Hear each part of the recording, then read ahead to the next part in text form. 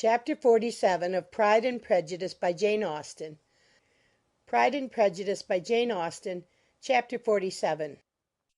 "I have been thinking it over again, Elizabeth," said her uncle as they drove from the town. "and really, upon serious consideration, I am much more inclined than I was to judge as your elder sister does on the matter. It appears to me so very unlikely that any young man should form such a design against a girl who was by no means unprotected or friendless, and who was actually staying in his colonel's family, that I am strongly inclined to hope the best. Could he expect that her friends would not step forward? Could he expect to be noticed again by the regiment after such an affront to Colonel Forster? His temptation is not adequate to the risk." "Do you really think so?" cried Elizabeth, brightening up for a moment. "Upon my word," said Mrs. Gardiner, "I begin to be of your uncle's opinion. It is really too great a violation of decency, honour, and interest for him to be guilty of. I cannot think so very ill of Wickham. Can you yourself, Lizzie, so wholly give him up as to believe him capable of it?" "Not, perhaps, of neglecting his own interest, but of every other neglect I can believe him capable, if indeed it should be so. But I dare not hope it. Why should they not go on to Scotland if that had been the case?" "In the first place," replied Mr. Gardiner, "there is no absolute proof that they are not gone to Scotland." "Oh, but their removing from the chaise into a hackney coach is such a presumption. And besides, no traces of them were to be found on the Bonnet Road." "Well, then, supposing them to be in London, they may be there, though for the purpose of concealment, for no more exceptional purpose. It is not likely that money should be very abundant on either side, and it might strike them that they could be more economically, though less expeditiously, married in London than in Scotland." "But why all this secrecy? Why any fear of detection? Why must their marriage be private? Oh, no, no, this is not likely. His most particular friend, you see by Jane's account, was persuaded of his never intending to marry her. Wickham will never marry a woman without some money. He cannot afford it. And what claims has Lydia? What attraction has she beyond youth, health, and good humour that could make him, for her sake, forego every chance of benefiting himself by marrying well? As to what restraint the apprehensions of disgrace in the corps might throw on a dishonourable elopement with her, I am not able to judge, for I know nothing of the effects that such a step might produce. But as to your other objection, I am afraid it will hardly hold good. Lydia has no brothers to step forward, and he might imagine, from my father's behaviour, from his indolence and the little attention he has ever seemed to give to what was going forward in his family, that he would do as little and think as little about it as any father could do in such a matter." "But can you think that Lydia is so lost to everything but love of him as to consent to live with him on any terms other than marriage?" "It does seem, and it is most shocking indeed," replied Elizabeth, with tears in her eyes, "that a sister's sense of decency and virtue in such a point should admit of doubt. But really I know not what to say. Perhaps I am not doing her justice. But she is very young.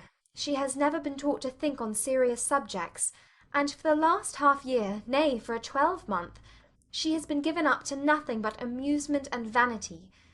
She has been allowed to dispose of her time in the most idle and frivolous manner, and to adopt any opinions that came in her way.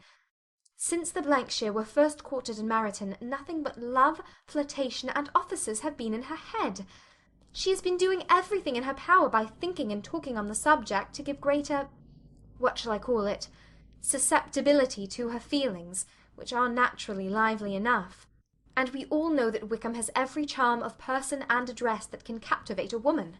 "But you see that Jane," said her aunt, "does not think so very ill of Wickham as to believe him capable of the attempt."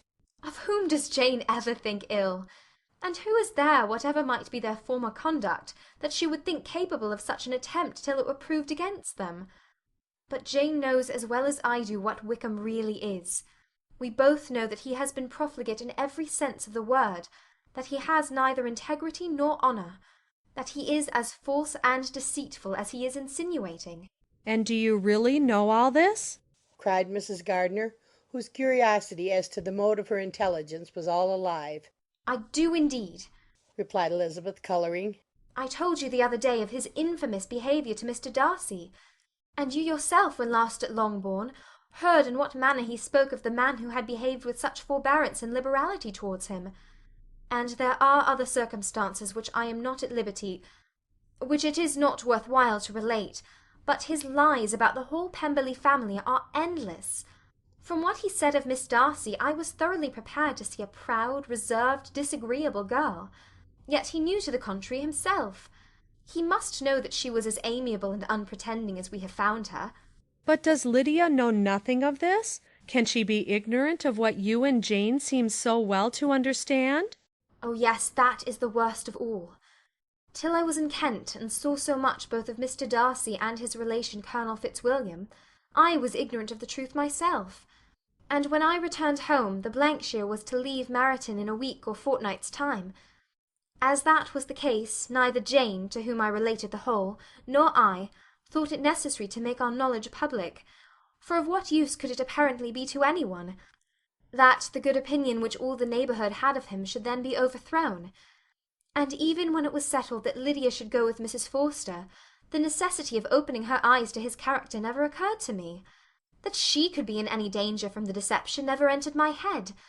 That such a consequence as this could ensue, you may easily believe was far enough from my thoughts.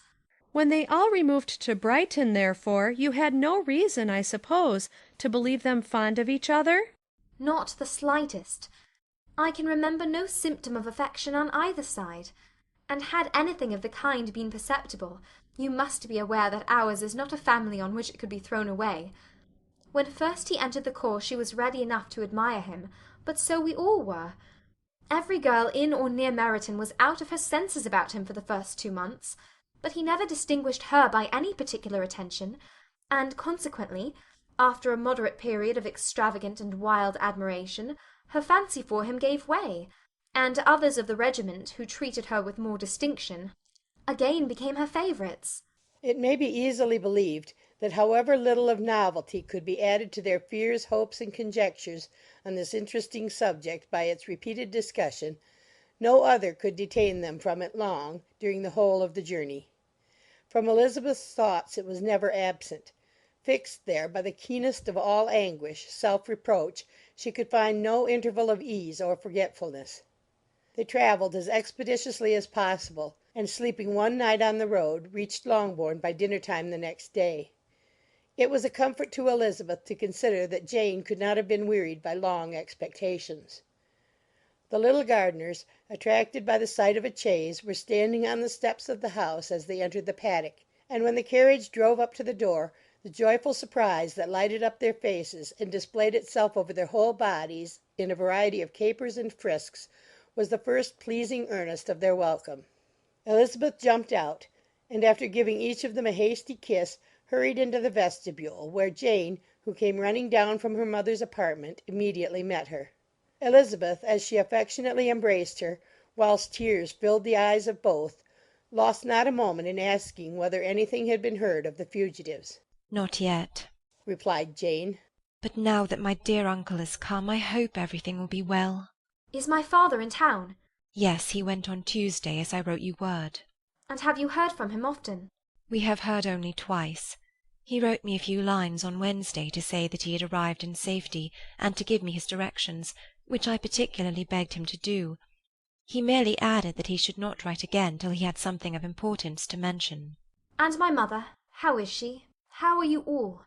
"My mother is tolerably well, I trust, though her spirits are greatly shaken. She is upstairs, and will have great satisfaction in seeing you all. She does not yet leave her dressing-room. Mary and Kitty, thank heaven, are quite well." But you, how are you? cried Elizabeth. You look pale. How much you must have gone through. Her sister, however, assured her of her being perfectly well, and their conversation, which had been passing while Mr. and Mrs. Gardiner were engaged with their children, was now put an end to by the approach of the whole party. Jane ran to her uncle and aunt, and welcomed and thanked them both with alternate smiles and tears. When they were all in the drawing-room, the questions which Elizabeth had already asked were of course repeated by the others, and they soon found that Jane had no intelligence to give. The sanguine hope of good, however, which the benevolence of her heart suggested had not yet deserted her. She still expected that it would all end well, and that every morning would bring some letter, either from Lydia or her father, to explain their proceedings and perhaps announce their marriage. Mrs. Bennet, to whose apartment they all repaired, after a few minutes' conversation together, received them exactly as might be expected, with tears and lamentations of regret, invectives against the villainous conduct of Wickham, and complaints of her own sufferings and ill usage, blaming everybody but the person to whose ill-judging indulgence the errors of her daughter must principally be owing. "If I had been able," said she, "to carry my point in going to Brighton with all my family, this would not have happened. But poor dear Lydia had nobody to take care of her. Why did the Forces ever let her go out of their sight? I'm sure there was some great neglect or other on their side, for she is not the kind of girl to do such a thing if she had been well looked after. I always thought they were very unfit to have the charge of her, but I was overruled, as I always am. Poor dear child! And now here is Mr. Bennet gone away, and I know he will fight Wickham whenever he meets him, and then he will be killed, and what is to become of us all? The Collinses will turn us out before he is cold in his grave, and if you are not kind to us, brother, I do not know what we shall do." They all exclaimed against such terrific ideas, and Mr. Gardiner, after general assurances of his affection for her and all her family, told her that he meant to be in London the very next day, and would assist Mr. Bennet in every endeavour for recovering Lydia. Do not give way to useless alarm, added he. Though it is right to be prepared for the worst, there is no occasion to look on it as certain. It is not quite a week since they left Brighton. In a few days more we may gain some news of them, and till we know that they are not married, and have no design of marrying, do not let us give the matter over as lost. As soon as I get to town, I shall go to my brother, and make him come home with me to Gracechurch Street, and then we may consult together as to what is to be done. "Oh, my dear brother," replied Mrs. Bennet, "that is exactly what I could most wish for. And now do, when you get to town, find them out, wherever they may be, and if they are not married already, make them marry. And as for wedding clothes, do not let them wait for that, but tell Lydia she shall have as much money as she chooses to buy them after they are married. And above all, keep Mr. Bennet from fighting. Tell him what a dreadful state I'm in, that I am frightened out of my wits, and have such tremblings, such flutterings all over me, such spasms in my side, and pains in my head, and beatings at heart, that I can get no rest by night or by day. And tell my dear Lydia not to give any directions about her clothes till she has seen me, for she does not know which are the best warehouses. Oh, brother, how kind you are! I know you will contrive it all." But Mr. Gardiner, though he assured her again of his earnest endeavours in the cause, could not avoid recommending moderation to her, as well in her hopes as her fear; and after talking with her in this manner till dinner was on the table, they all left her to vent all her feelings on the housekeeper, who attended in the absence of her daughters. Though her brother and sister were persuaded that there was no real occasion for such a seclusion from the family, they did not attempt to oppose it, for they knew that she had not prudence enough to hold her tongue before the servants while they waited at table, and judged it better that one only of the household, and the one whom they could most trust, should comprehend all her fears and solicitude on the subject. In the dining-room they were soon joined by Mary and Kitty, who had been too busily engaged in their separate apartments to make their appearance before. One came from her books, and the other from her toilette. The faces of both, however, were tolerably calm, and no change was visible in either, except that the loss of her favourite sister, or the anger which she had herself incurred in this business, had given more of fretfulness than usual to the accents of Kitty. As for Mary, she was mistress enough of herself to whisper to Elizabeth, with a countenance of grave reflection, soon after they were seated at table, "This is a most unfortunate affair, and will probably be much talked of. But we must stem the tide of malice, and pour into the wounded bosoms of each other the balm of sisterly consolation." Then, perceiving in Elizabeth no inclination of replying, she added, "Unhappy as the event must be for Lydia, we may draw from it this useful lesson, that loss of virtue in a female is irretrievable, that one false step involves her in endless ruin, that her reputation is no less brittle than it is beautiful, and that she cannot be too much guarded in her behaviour towards the undeserving of the other sex." Elizabeth lifted up her eyes in amazement, but was too much oppressed to make any reply. Mary, however, continued to console herself with such kind of moral extractions from the evil before them. In the afternoon the two elder Miss Bennets were able to be for half an hour by themselves, and Elizabeth instantly availed herself of the opportunity of making any inquiries which Jane was equally eager to satisfy. After joining in general lamentations over the dreadful sequel of this event, which Elizabeth considered as all but certain, and Miss Bennet could not assert to be wholly impossible, the former continued the subject by saying, "But tell me all and everything about it which I have not already heard. Give me further particulars. What did Colonel Forster say? Had they no apprehension of anything before the elopement took place? They must have seen them together for ever." Colonel Forster did own that he had often suspected some partiality, especially on Lydia's side, but nothing to give him any alarm. I am so grieved for him. His behaviour was attentive and kind to the utmost. He was coming to us in order to assure us of his concern, before he had any idea of their not being gone to Scotland. When that apprehension first got abroad, it hastened his journey. And was Denny convinced that Wickham would not marry? Did he know of their intending to go off? Had Colonel Forster seen Denny himself? Yes, but when questioned by him, Denny denied knowing anything of their plans, and would not give his real opinion about it. He did not repeat his persuasion of their not marrying, and from that, I am inclined to hope, he might have been misunderstood before. And till Colonel Forster came himself, not one of you entertained a doubt, I suppose, of their being really married? How was it possible that such an idea should enter our brains? I felt a little uneasy, a little fearful of my sister's happiness with him in marriage, because I knew that his conduct had not always been quite right. My father and mother knew nothing of that. They only felt how imprudent a match it must be. Kitty then owned, with a very natural triumph on knowing more than the rest of us, that in Lydia's last letter she had prepared her for such a step. She had known, it seems, of their being in love with each other many weeks. But not before they went to Brighton? No, I believe not. And did Colonel Forster appear to think well of Wickham himself? Does he know his real character? I must confess that he did not speak so well of Wickham as he formerly did. He believed him to be imprudent and extravagant, and since this sad affair has taken place, it is said that he left Meryton greatly in debt, but I hope this may be false. Oh, Jane, had we been less secret, had we told what we knew of him, this could not have happened. Perhaps it would have been better, replied her sister. But to expose the former faults of any person without knowing what their present feelings were seemed unjustifiable. We acted with the best intentions. Could Colonel Forster repeat the particulars of Lydia's note to his wife? He brought it with him for us to see. Jane then took it from her pocket-book and gave it to Elizabeth. These were the contents. My dear Harriet, you will laugh when you know where I am gone, and I cannot help laughing myself at your surprise tomorrow morning, as soon as I am missed. I am going to Gretna Green, and if you cannot guess with who, I shall think you a simpleton, for there is but one man in the world I love, and he is an angel. I shall never be happy without him, so think it no harm to be off. You need not send them word at Longbourn of my going, if you do not like it, for it will make the surprise the greater when I write to them and sign my name Lydia Wickham. What a good joke it will be! I can hardly write for laughing. Pray make my excuses to Pratt for not keeping my engagement and dancing with him to-night. Tell him I hope he will excuse me when he knows all, and tell him I will dance with him in the next ball we meet, with great pleasure. I shall send for my clothes when we get to Longbourn, but I wish you would tell Sally to mend a great slit in my worked muslin gown before they are packed up. Good-bye. Give my love to Colonel Forster. I hope you will drink to our good journey. Your affectionate friend, Lydia Bennet. Oh, thoughtless, thoughtless Lydia!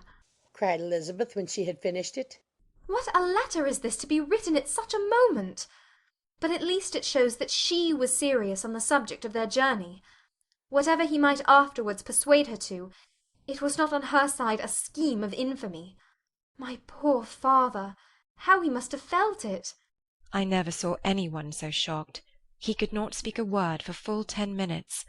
My mother was taken ill immediately, and the whole house in such confusion. Oh, Jane! cried Elizabeth. Was there a servant belonging to it who did not know the whole story before the end of the day? I do not know. I hope there was. But to be guarded at such a time is very difficult. My mother was in hysterics, and though I endeavoured to give her every assistance in my power, I am afraid I did not do so much as I might have done. but the horror of what might possibly happen almost took from me my faculties. Your attendance upon her has been too much for you. You do not look well. Oh, that I had been with you! You have had every care and anxiety upon yourself alone. Mary and Kitty have been very kind, and would have shared in every fatigue, I am sure, but I did not think it right for either of them. Kitty is slight and delicate, and Mary studies so much that her hours of repose should not be broken in on. My Aunt Phillips came to Longbourn on Tuesday, after my father went away, and was so good as to stay till Thursday with me.